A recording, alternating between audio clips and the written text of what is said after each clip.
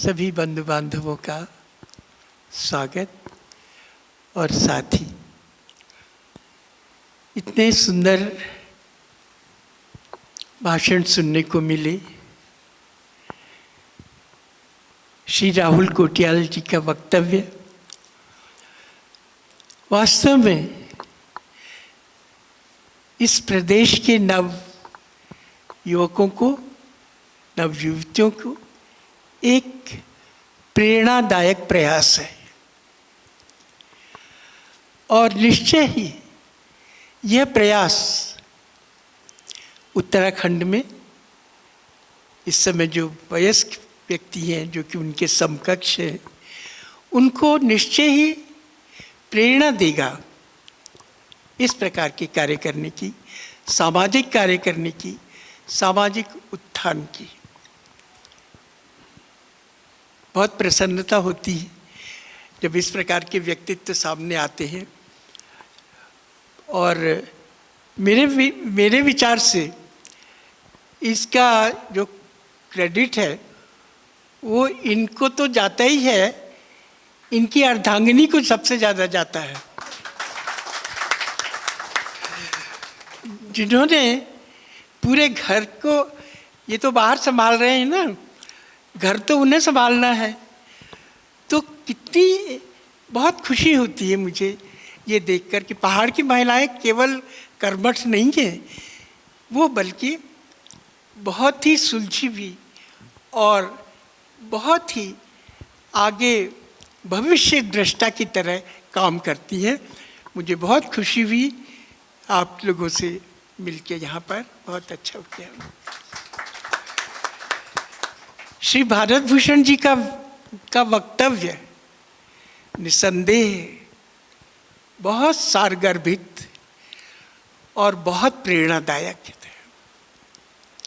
कितनी सरलता से उन्होंने अपने विषय को रखा और धीरे धीरे जैसे एक सीढ़ी चढ़ते हुए ऊपर हम चढ़ते हैं, इसी प्रकार उन्होंने अपने वक्तव्य को आगे बढ़ाया और इतना सुंदर वक्तव्य दिया। बहुत बहुत बहुत धन्यवाद है उनको, इतना अच्छा उन्होंने वो किया। जिनकी स्मृति में ये आयोजन हुआ है, श्री धूलिया जी की स्मृति में, आदरणीय हमारे पूज्य, हमारे धूलिया परिवार के संरक्षक, जिनकी उसमें हम यहाँ पर एकत्रित हुए हैं,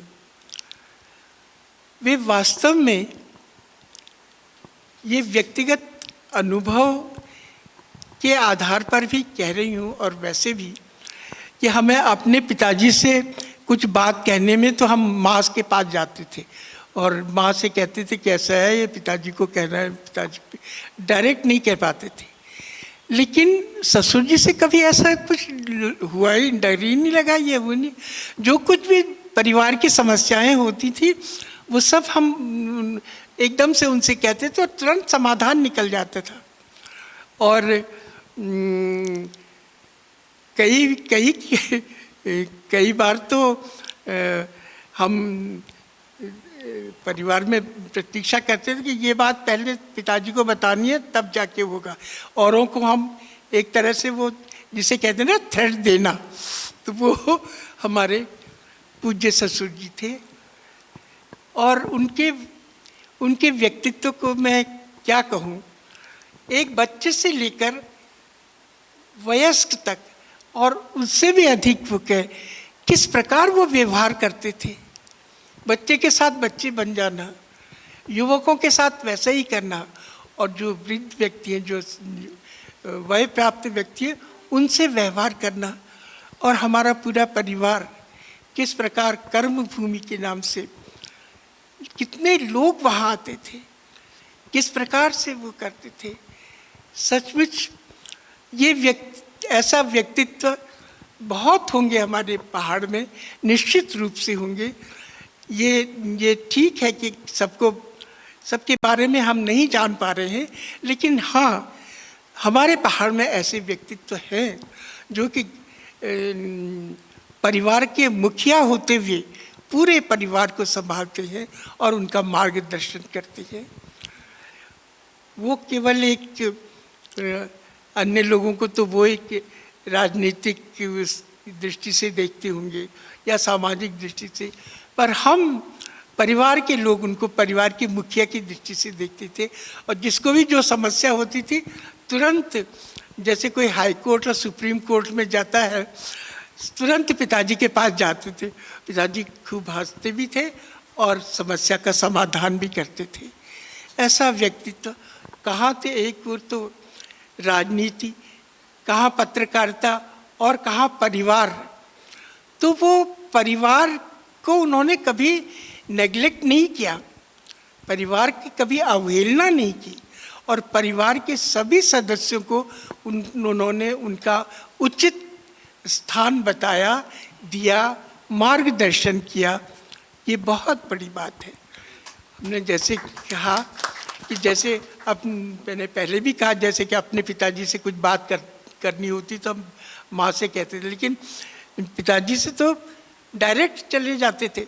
कभी कभी किसी की शिकायत भी करनी होती तो हम कर देते थे उनसे, और नतीजा हमारे पक्ष में आता था, तब बहुत खुश हो जाते थे ना। तो ऐसा व्यक्ति, एक बार